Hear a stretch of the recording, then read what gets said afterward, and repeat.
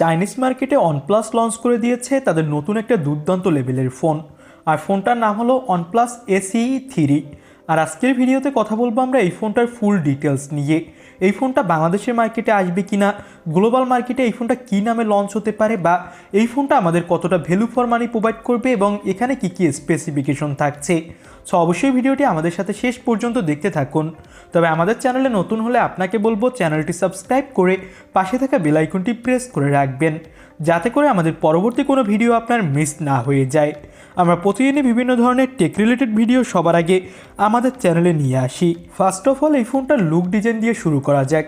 এখানে আপনি ব্যাক সাইডে একটা ওয়ানপ্লাস 12-এর মতোই সেম টু সেম ডিজাইন পেয়ে যাবেন, যেখানে একটা সার্কেল ক্যামেরা বাম দেখতে পাবেন ফোনটার লেফট সাইডে, এবং এখানে ট্রিপল ক্যামেরা সেটা ব্যবহার করা হয়েছে। ফোনটাতে ব্যাক সাইডে দেওয়া হয়েছে একটা কার্ভি ডিজাইন, যার ফলে ফোনটা দেখতেও প্রিমিয়াম লাগবে, হাতে নিলেও একটা প্রিমিয়াম ফিল পাওয়া যাবে। এবং মার্কেটে পাওয়া যাবে ফোনটা 3টা কালার ভেরিয়েন্টে। এবং এখানে থাকছে USB type C port, dual SIM card slot, তবে সাথে কোনো এক্সট্রা মেমোরি কার্ড স্লট থাকছে না। তো ওভারঅল যদি আমি কথা বলি তাহলে ফোনটার লুক ডিজাইন কিন্তু ভালোই। আর এখানে ব্যবহার করা হয়েছে অ্যালুমিনিয়াম বডি। আর ফোনটার ফ্রন্টে ব্যবহার করা হয়েছে একটা মিডল পাঞ্চল কাটিং ডিসপ্লে, যেটা হলো 2.5D কার্ভ ডিসপ্লে। এবং এই ফোনটার ডিসপ্লে সাইজ হলো 6.82 ইঞ্চি মাপের একটা BOE OLED প্যানেল, এবং এর রিফ্রেশ রেট দেওয়া হয়েছে 120 হার্টজ। পিক ব্রাইটনেস দেওয়া হয়েছে 4500 নিটস। তো পিক ব্রাইটনেস কিন্তু অনেক দেওয়া হয়েছে। যদি ফোনটা ফুল সানলাইটে বসেও ইউজ করেন তাহলেও কোনো ব্রাইটনেসের ঘাটতি দেখার কথা না।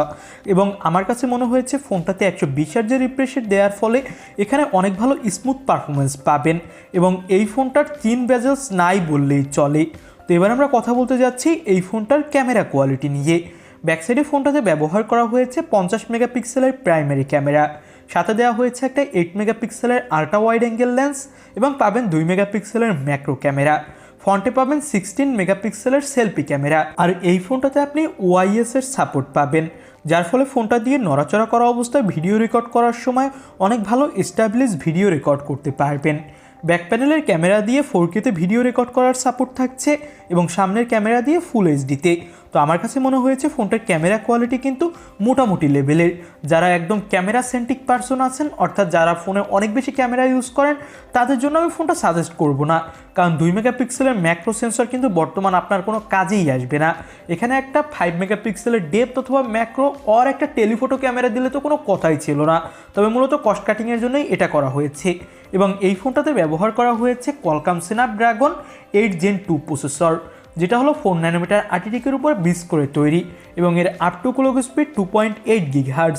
এখানে আপনি পাবজি বলেন, ফ্রি ফায়ার বলেন, কল অফ ডিউটি বলেন, অ্যাসপল 9 বলেন, ফিফা বলেন, এইসব গেমগুলো খুবই দুর্দান্ত লেভেলের স্মুথ প্লে করতে পারবেন। তো ওভারঅল আমার কাছে মনে হয়েছে ফোনটা পারফরমেন্সের দিক থেকে এক কথায় জোস। আউট অফ দ্য বক্স এখানে আপনি অ্যান্ড্রয়েড 13 এবং কালারওয়েজ 4.0 পাবেন, এবং মার্কেটে এই ফোনটা 3টা ভেরিয়েন্টে পাওয়া যাবে, যার বেস ভেরিয়েন্ট 12256GB, আর টপ ভেরিয়েন্ট হলো 16 TB। এবং এখানে ব্যবহার করা হয়েছে LPDDR5X RAM এবং UFS 4.0 স্টোরেজ। এবার আমরা কথা বলবো ফোনটার প্রাইস নিয়ে এবং ব্যাটারি কোয়ালিটি নিয়ে। প্রথমে ব্যাটারি কোয়ালিটি, 5500 mAh এর ব্যাটারি পাবেন, এবং 100 ওয়াটের ফাস্ট চার্জার দেওয়া হবে বক্সে, যাতে করে আপনি অনেক দ্রুত ফোনটা চার্জ করতে পারবেন। এবং এখানে কিন্তু 5500 mAh এর বড় একটা ব্যাটারি থাকার কারণে এখানে অনেক ভালো ব্যাটারি ব্যাকআপও পাবেন।